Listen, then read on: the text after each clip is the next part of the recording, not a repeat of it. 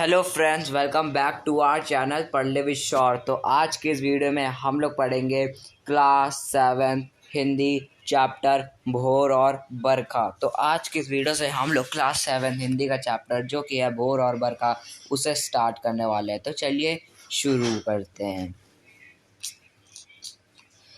जागो बंसी वारे ललना, जागो मोरे प्यारे, रजनी बीती भोर भयो है, घर घर खुले किवारे। गोपी दही मथत सुनियत है कंगना के झनकारे, उठो लालजी भोर भयो है, सुर नर ठाढ़े द्वारे।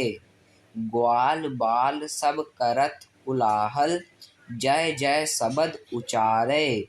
माखन रोटी हाथ म लीने, गौवन के रखवाले। मीरा के प्रभु गिरधर नागर, शरण आया को तारे।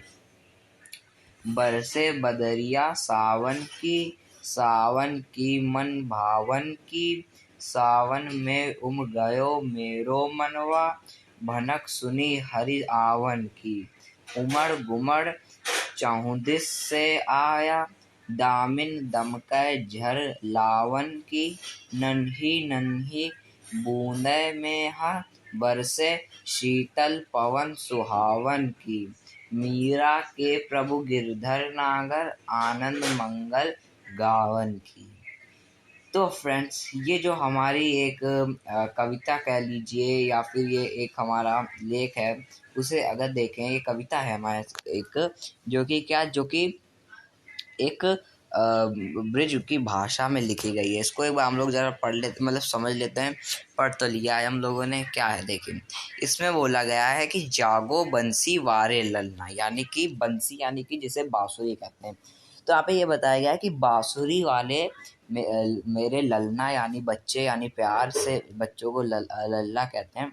तो यानी यहाँ पे बात करी गई है कृष्ण जी की। तुमसे बोला जा रहा है तुम कृष्ण जी उठो, जागो मोरे प्यारे, मेरे प्यारे तुम जाग जाओ। रजनी बीती, यानी कि रजनी मतलब कि रात्रि, रात बीत गई है। भोर भयो है, यानी कि रात बीत गई है और दिन हो गया है। घर घर खुले किवारे, और हर घर में जो गेट दरवाजे हैं वो खुल चुके हैं। ठीक। गोपी दही मथत, यानी कि जो गोपियाँ यानी कि जो लड़कियां हैं वो दही को मथ रही हैं, यानी दही बना रही हैं। सुनियत है कंगना के झनकारे, और जब लड़कियां गोपियां दही बना रही हैं तो उनके जो कंगना यानी उनकी जो चूड़ियों की आवाज़ है वो तुम्हें अभी सुनाई नहीं दे रही है। उठो लालजी भोर भयो है, सुर नर ठाढ़े द्वारे। और मेरे लाल, मेरे प्यारे, तुम अब उठ जाओ, सुबह हो चुकी है और सारे जो नर है, सुर नर हैं, वो सब हमारे घर के आगे ठाड़े यानी खड़े हुए हैं। ग्वाल बाल सब करत कुलाहल, जय जय सबद उचारे, यानी कि जो बच्चे हैं, बड़े हैं, वो सब खेल रहे हैं, मतलब कि सब कुलाहल चिल्ला रहे हैं, जय जय कर रहे हैं। ठीक है।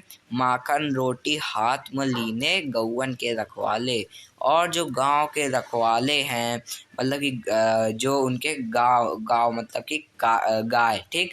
यानी गौवन मतलब कि गौ मतलब कि गाय। ठीक। गौ माता, गाय माता। तो जो गाय है, इनके जो रखवाले यानी कि जो गायों को चराते हैं, वो अपने हाथ में माखन रोटी लिए हुए हैं। मीरा के प्रभु गिरधर नागर, शरण आय को तारे, और जो मीरा के प्रभु हैं, उनके जो गिरधर हैं, अब वो शरण आए हैं। बरसे बदरिया सावन की, यानी कि जो सावन है, सावन के जो बदरिया यानी बादल हैं वो बरस रहे हैं। सावन की मन भावन की, और जो सावन है वो मन भावन है, यानी कि सावन आता है, जैसे जब बारिश का जब मानसून आता है तो तब ये टाइम पीरियड जो होता है सबसे बढ़िया होता है, मतलब कि इसको बहुत सारे लोग पसंद करते हैं। सावन मतलब कि सावन में क्या होता है कि बहुत ज़्यादा लोगों को, मतलब कि बारिश होती तो बारिश बहुत ज़्यादा पसंद होती है। सावन में गयो मेरो मनवा, भनक सुनी हरि आवन की, और सावन में इनका मन उमग गया है। और जैसे सुना कि हरि आ रहे हैं तो इनका मन फिर से भावन हो गया। उमड़ घुमड़ चौं दिस से आया, यानी कि उमड़ घुमड़ के चौं दिस से आया है, और दामिन दमकै झर लावन की, और इनकी जो दामिन है वो दमक रही है कि इसको जो झर है उसको लाना है। नन्ही नन्ही बूंदे मेहा बरसे शीतल पावन सुहावन की, और नन्ही नन्ही यानी कि थोड़ी थोड़ी, जैसे बारिश होती है तो बूंदाबांदी होती है ना, तो ऐसी बूंदाबांदी हो रही है। और जो शीतल यानी कि जब पानी बरस रहा है फिर उसके बाद हवा चल रही है, तो शीतल पवन यानी ठंडी ठंडी पवन जो है वो बहुत ज़्यादा सुहावनी लगती है उतने टाइम, तो वो सुहावन हवा चल रही है। और मीरा के प्रभु गिरधर नागर आनंद मंगल गावन की, और फिर से मीरा के जो प्रभु हैं गिरधर हैं वो आ चुके हैं, और वो आ गए हैं तो उनके लिए आनंद मंगल गावन की, यानी कि आनंद मंगल गाने मतलब कि आनंद गाए मंगल गाने जो होते हैं वो गाने लगी है कौन, मीरा। तो फ्रेंड्स ये जो हमारी कविता थी तो कंप्लीट हो चुकी है।